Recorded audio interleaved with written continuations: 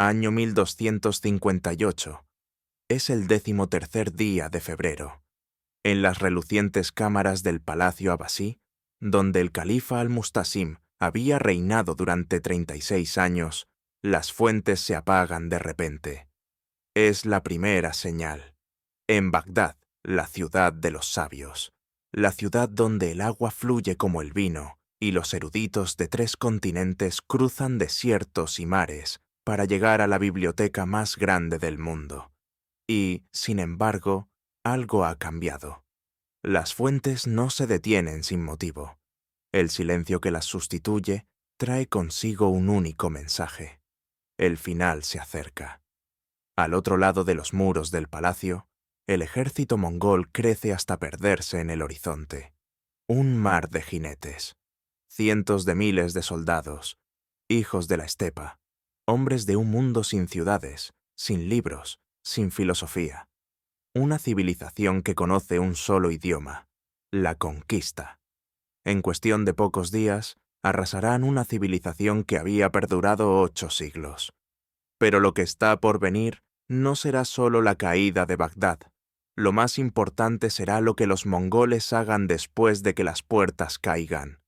Lo que le sucederá a la familia real, al califa, a sus hijos, a sus hijas, a sus esposas. Porque los mongoles no solo mataban, ellos borraban la memoria, dejaban advertencias.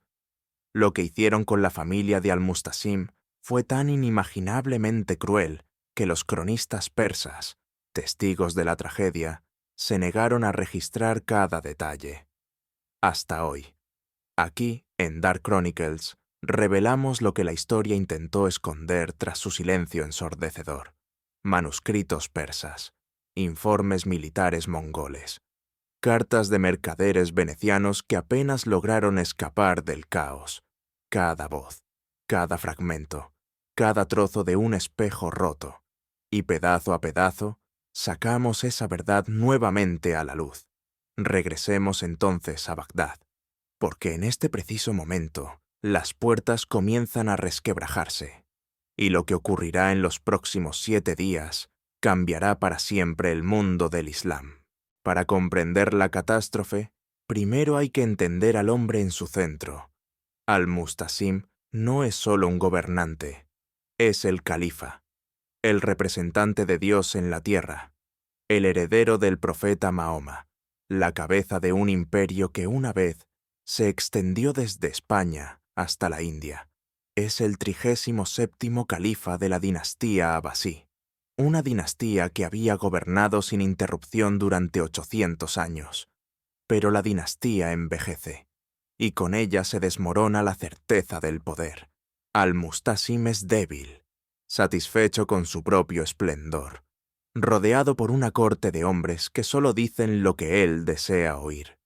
Pasa los días entre lujos, cree en los títulos, en el prestigio, piensa que su dignidad lo hace intocable, y cuando los mongoles se acercan a Bagdad, actúa como lo ha hecho toda su vida. Supone que el mundo retrocederá primero. Está seguro de que Alá lo salvará. Cree que ningún ejército, por salvaje que sea, se atreverá a levantar la mano contra el corazón mismo del califato. Convencido de que Bagdad es demasiado grande, demasiado sagrada, demasiado importante para caer realmente.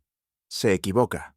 Los mongoles están dirigidos por Hulagu Khan, nieto de Genghis Khan, y cuando sus tropas llegan a las afueras de Bagdad, ya no son un ejército, son un huracán.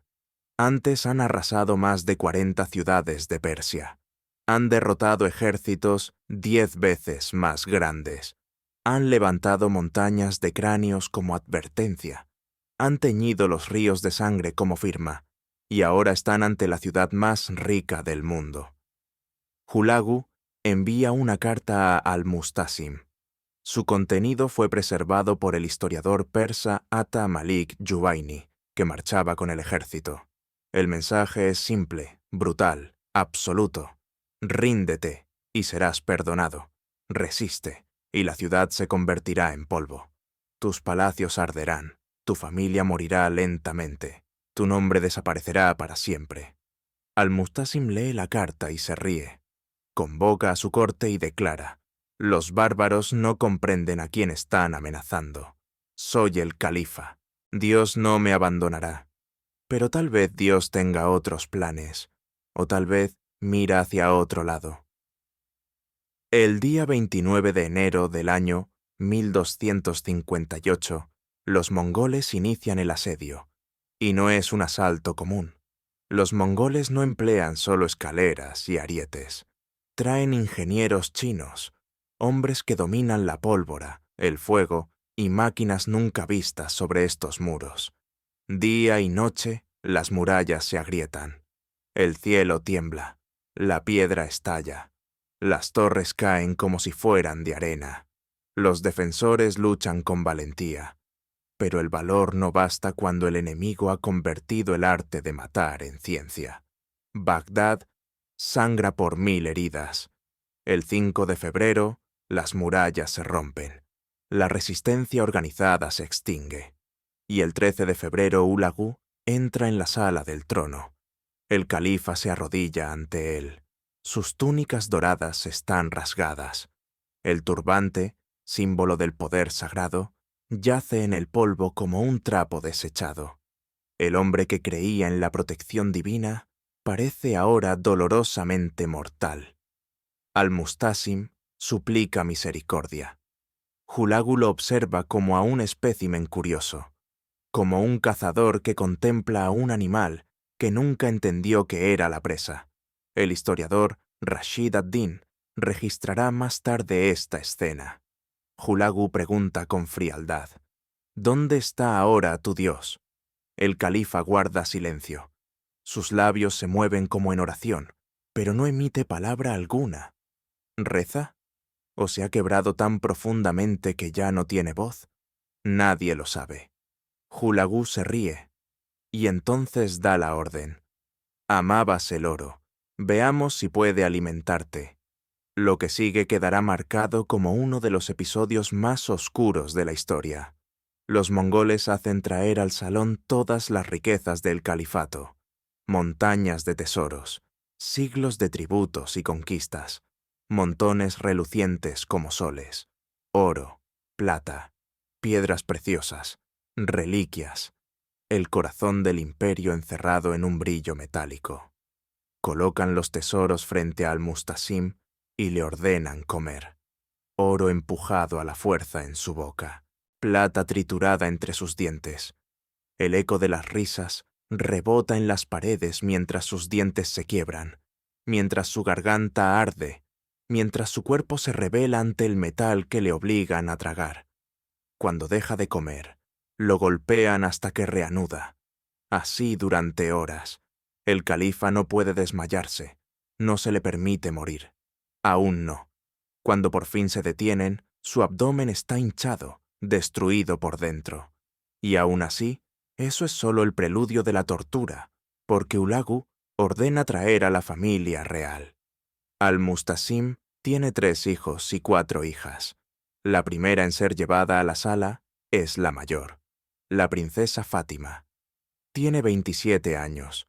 Es conocida en todo el mundo islámico por su belleza y su brillante inteligencia. Ha estudiado filosofía, domina 5 idiomas, escribe poesía, ha leído en los palacios de Damasco y de El Cairo.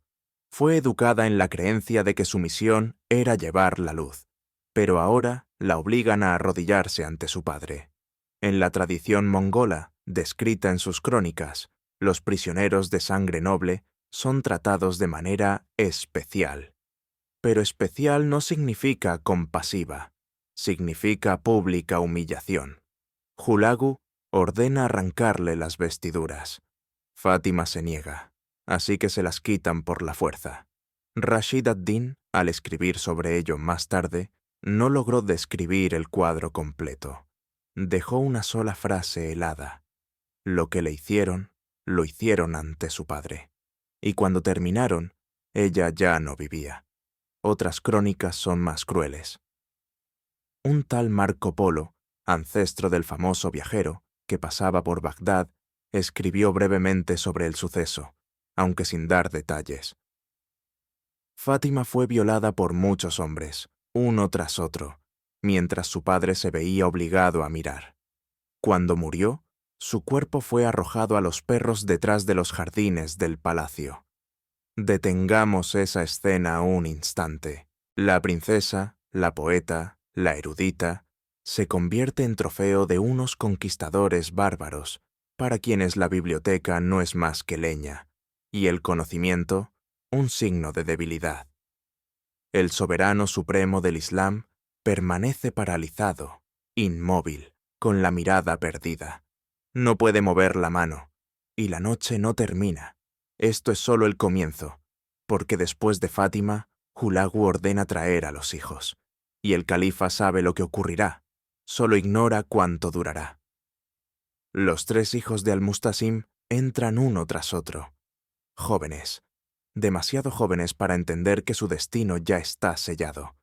El mayor, el príncipe Mubarak, tiene 23 años. El del medio, el príncipe Ahmed, 21.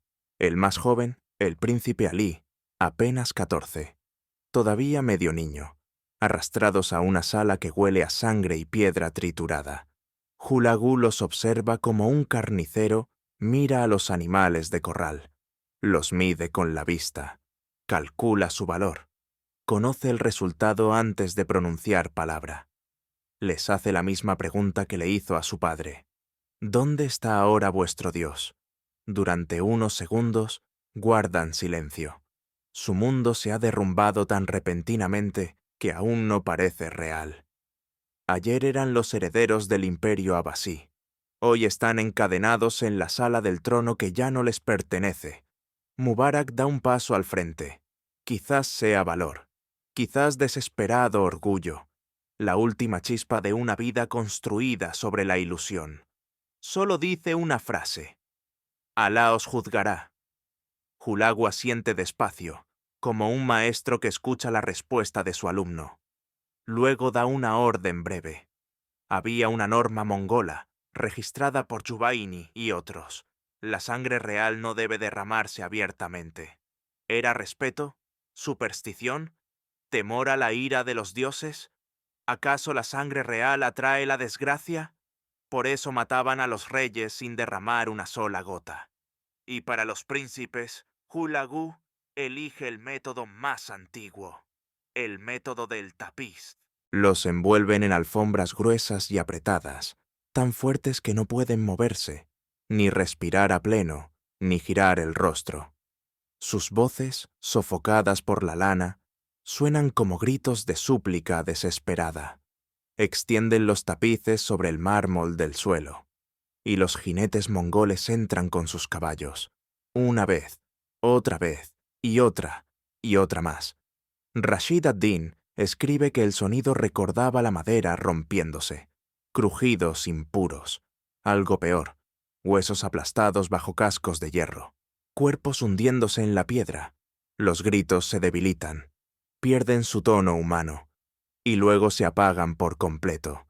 El califa permanece inmóvil, no grita, no se lanza, no suplica, no por falta de dolor, sino porque ya no queda en él nada que crea en el sentido de rogar. Sus hijos ya no existen, y Hulagu aún no ha terminado. Quedan 3 hijas. La mayor, la princesa Zainab, tiene 25 años. La segunda, Hadicha, 20. La más joven, Aisha, apenas 12. Tan niña que sus brazaletes aún se deslizan de sus manos como juguetes. Para ellas, Hulagu decide que una muerte sin sangre sería demasiado piadosa. La tradición mongola, ampliamente documentada, solía perdonar la vida de las mujeres nobles, pero no las libraba del destino. Las tomaban como botín, no para los soldados comunes, sino para los jefes, para los poderosos, como trofeos vivos, un recordatorio de que los mongoles no solo arrebataron la tierra, sino también el futuro. Zainab y Hadicha son las primeras, entregadas a los generales como recompensa, llevadas lejos de la ciudad, muy lejos, al corazón de la estepa, a miles de kilómetros de los jardines, los palacios y los pergaminos de su infancia. Vivirán en tiendas de fieltro, entre gente que no habla árabe, que no lee, que no construye ciudades. Sus nombres resultarán difíciles de pronunciar y con el tiempo se perderán. En un documento mongol descubierto siglos después en Ulan Bator, se menciona a 2 mujeres árabes entregadas al general Kitbuka tras la toma de Bagdad. Y nada más. Ningún otro registro. Sin tumbas, sin canciones, sin legado. No mueren en el papel, simplemente desaparecen. Dejan de existir. Pero la pequeña Aisha no es entregada a nadie más. Hulagu la conserva para sí, no como concubina, sino como un testimonio vivo. Un símbolo de que incluso la sangre del califa puede quebrarse y moldearse al estilo mongol. La obliga a vestir ropas mongolas. La obliga a hablar en lengua mongola. La obliga a abandonar su propio nombre. Un cronista persa, que escribió muchas décadas después, menciona haber conocido en Tabriz a una anciana que aseguraba ser Aisha. Tiene entonces cerca de 80 años. Su espalda está arqueada como un arco tenso. Su acento fragmenta el árabe en sonidos extraños y ajenos. Apenas recuerda Bagdad, pero sí recuerda la noche en que su familia fue aniquilada. Recuerda a Hulagu inclinándose sobre ella y susurrándole algo tan bajo que solo ella pudo oírlo. «Eres la última. Contigo termina tu linaje». Y ella, con la mirada muerta y una voz que ha sofocado el dolor durante toda su vida, dice únicamente: «Tenía razón. Piénsalo. Una niña que debía crecer entre la seda y el sol pasa toda su vida en el exilio. Lleva en el pecho las cenizas de una dinastía. Vive lo suficiente para ver cómo el mundo sigue adelante sin ella». Mientras tanto, en la sala del trono, Al-Mustasim aún respira. A duras penas. Su estómago ha sido destrozado por el oro. Su espíritu ha sido arrancado y aplastado. Ha visto a sus hijos morir ante sus ojos. Ha visto a sus hijas llevadas como ganado. Y aún así, los mongoles no lo matan todavía, porque Hulagu quiere que el acto final tenga peso, que sea un ritual. Ordena envolver al califa en un tapiz, como antes a sus hijos, apretado, sofocante. El califa apenas logra respirar, apenas puede moverse. La oscuridad dentro del tapiz es total, pero los cascos no llegan. En su lugar, los mongoles construyen una plataforma de madera sobre él. En esa plataforma celebran un banquete. Hulagu y sus generales se sientan justo encima del cuerpo del califa. Comen carne asada, beben vino, ríen y cuentan historias mientras el hombre bajo ellos agoniza lentamente. Cada movimiento de sus cuerpos presiona el tapiz hacia abajo. Cada estallido de risa le roba el último aire de los pulmones. El banquete se prolonga durante toda la noche, y cuando al amanecer se vacían las últimas copas, el tapiz es retirado a un lado. Rashid ad-Din describe su cuerpo. El rostro del califa tiene un tono violeta oscuro. Los ojos permanecen abiertos de par en par. No hay heridas, no hay sangre, solo la huella inmóvil de la asfixia. La dinastía abasí termina exactamente allí. 8 siglos de gobierno ininterrumpido desaparecen en una sola semana. Pero la pesadilla no se detiene en los muros del palacio. Bagdad yace ahora indefensa. Los mongoles avanzan por la ciudad como fuego sobre hierba seca. Matan sin medida. Hombres, mujeres, niños, sabios, comerciantes, imanes, mendigos. Nadie importa. Barrios enteros desaparecen en cuestión de horas. Los cuerpos se amontonan en las calles tan densamente que los caballos apenas logran pasar. Las crónicas estiman que muere cerca de 1 millón de personas. La ciudad que una vez albergó las mentes más brillantes de la era se convierte en un cementerio tan vasto que su final no se distingue. Luego, los mongoles se dirigen hacia la Casa de la Sabiduría, la legendaria biblioteca, orgullo del Islam, donde se conservaban manuscritos y tratados científicos que ningún otro lugar en el mundo poseía. La incendian, arrojan los libros al Tigris hasta que el río se tiñe del color de la tinta, y luego de sangre. Un testigo, el erudito Ibn al-Fuati, sobrevive solo porque se esconde en el fondo de un pozo. Días después, cuando logra salir a la superficie, Bagdad está sumida en el silencio. Más tarde escribirá: permanecí 3 días en el pozo. Cuando salí, la ciudad estaba muerta. Las calles cubiertas de cuerpos. El aire olía a muerte, y los perros desgarraban los cadáveres porque ya no quedaban hombres que pudieran enterrarlos. Imagina caminar por tu propia ciudad y oír solo el zumbido de las moscas y algún grito lejano. Imagina ese hedor, ese humo, esa descomposición. Imagina una civilización que pierde no solo a su gente, sino su memoria, sus libros, su arte, sus ideas, sus sueños, desgarrados y esparcidos como ceniza en el viento. El imperio mongol perdurará más de 150 años. Conquistará más tierras que cualquier otro antes.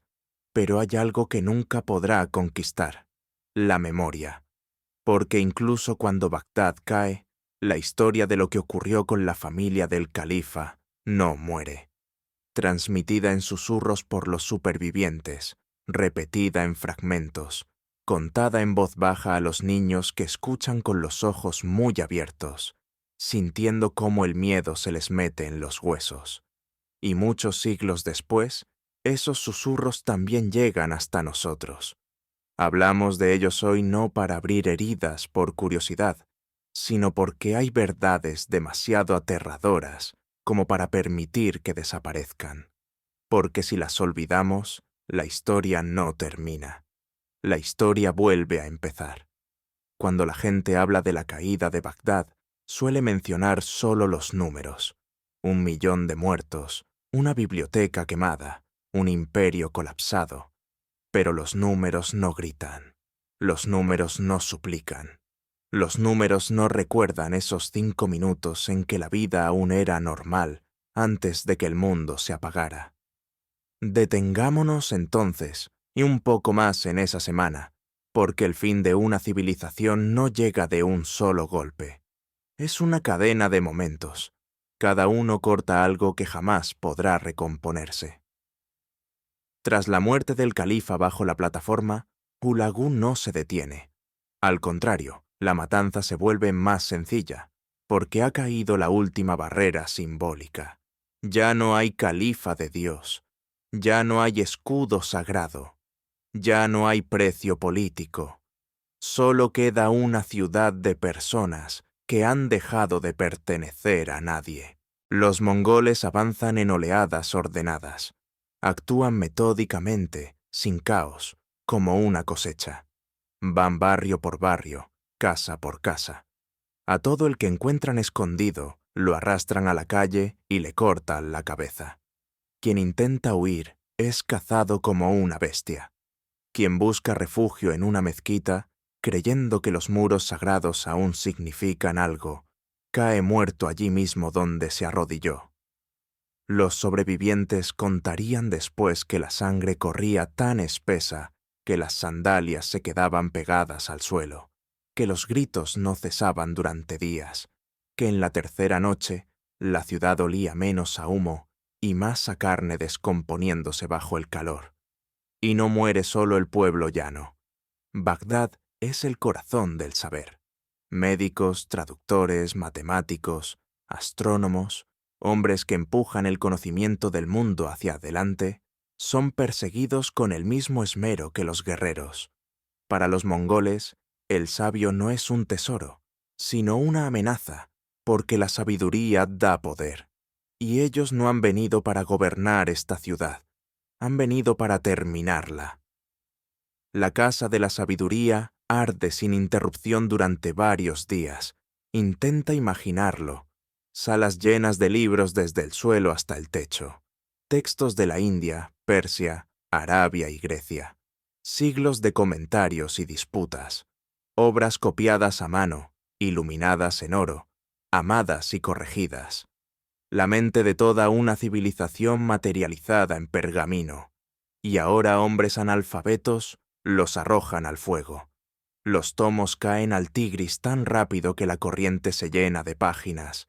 La tinta se disuelve en el agua hasta que el río adquiere el color de un hematoma. Primero negro, luego rojo. Circula una historia, repetida en muchas fuentes. Un guerrero mongol entra a caballo en una sala anegada por el agua. Ve los manuscritos flotando alrededor de las patas de su montura. Se ríe y dice: «Mirad, hasta el río intenta aprender de nosotros. Es una broma cruel, pero esas burlas permiten a los verdugos sentirse humanos mientras cometen actos inhumanos. Al séptimo día, Bagdad ya no es una ciudad, es un cadáver. Los muros siguen en pie, los palacios aún proyectan sombra, pero la vida ha desaparecido. Los mercados están en ruinas, los canales obstruidos con cuerpos, las avenidas tan cargadas de muertos que ningún sobreviviente puede caminar sin pisar el rostro de alguien. Y por primera vez en la memoria del Islam, el trono del califato guarda silencio. No se oye el llamado a la oración, no se oye la risa, no se oye el pasar de las páginas, nada. Y llega ahora la etapa que siempre sigue a una tragedia de tal magnitud. Los mongoles no se quedan para reconstruir, ni siquiera para gobernar según el modo en que la ciudad entendía el poder. Saquean, queman, dejan su marca como un sello de fuego, y luego parten, hacia nuevas tierras, hacia otros horizontes. Así funciona la máquina mongola. Siempre avanza. Bagdad se convierte en advertencia, un grito grabado en el mapa, para que otros abran sus puertas antes de convertirse en el próximo río de cadáveres, y surte efecto. En todo Oriente Medio, los gobernantes escuchan lo sucedido y comienzan a rendirse sin luchar. Los mongoles ya no necesitan masacrar decenas de miles. Bagdad ha matado por ellos a millones, por miedo. Pero incluso cuando el ejército se aleja, cuando el humo se disipa y la corriente vuelve lentamente a aclararse, el mundo no logra olvidar aquella escena en el palacio. El oro empujado en la garganta del califa, la princesa desgarrada mientras su padre observaba, los príncipes aplastados sin que se derramara una sola gota de sangre real, las hijas desaparecidas en el océano de la estepa, la niña convertida, moldeada, conservada como prueba del olvido. La gente repite esas imágenes como se repiten los conjuros, no para alimentarse de ellas, sino para comprender. Porque si algo así pudo ocurrirle a Bagdad, el corazón de la civilización, podría ocurrirle a cualquier país, y esa conciencia cambia el curso de la historia. La edad de oro del Islam no se apaga en una sola noche, pero su centro de gravedad se desplaza. Las ciudades que antes miraban hacia Bagdad se convierten ahora en los nuevos faros del conocimiento. Damasco, El Cairo, más tarde, Samarcanda y más allá. El mundo sigue su marcha, pero lo hace con una cicatriz. Esa cicatriz puede rastrearse a lo largo de los siglos, en los nuevos muros que los imperios levantan más altos, en los gobernantes que dejan de confiar en la tradición para protegerlos, en las bibliotecas que empiezan a custodiarse como fortalezas. Pero el rastro también sobrevive en los relatos. Tras la caída de Bagdad, los supervivientes se dispersan como chispas por el desierto y más allá del mar. Algunos llegan a Alepo, otros a El Cairo, y otros a pequeños pueblos donde nadie conoce los nombres de los califas, solo el precio del pan. Y allí, en esas nuevas casas, por las noches repiten a sus hijos lo que vivieron. No todo, no los fragmentos más oscuros, no las imágenes que podrían quebrar una mente joven, solo lo necesario, lo suficiente para que la memoria no se apague. lo suficiente para que los sabasíes no desaparezcan como la niebla. Porque aunque los mongoles podían derribar muros, quemar bibliotecas y arrancar linajes, nunca lograron silenciar la memoria. La historia es terca como la piedra. Incluso el imperio mongol, al final, se resquebraja. Los grandes khanes comienzan a volverse unos contra otros. Los hijos de los conquistadores se transforman en gobernantes, luego en hombres comunes, y al final solo en nombres en libros cubiertos de polvo. Pero Bagdad permanece como un símbolo, una advertencia de que el genio humano es frágil, de que la soberbia convoca la tormenta, de que a veces el mundo no perece por falta de fuerza, sino porque confía ciegamente en su propia invulnerabilidad. Al-Mustasim creyó que su título lo haría intocable. Creyó que Dios no permitiría la caída de Bagdad. Pero la fe sin razón puede convertirse en ceguera. Y si de esta historia se desprende una verdad, es precisamente esa. Ninguna civilización, por rica que sea, por llena de sabios y ciencia que esté, está a salvo si deja de mirar más allá de sus propias murallas. Detente un momento, recuerda las fuentes que enmudecieron.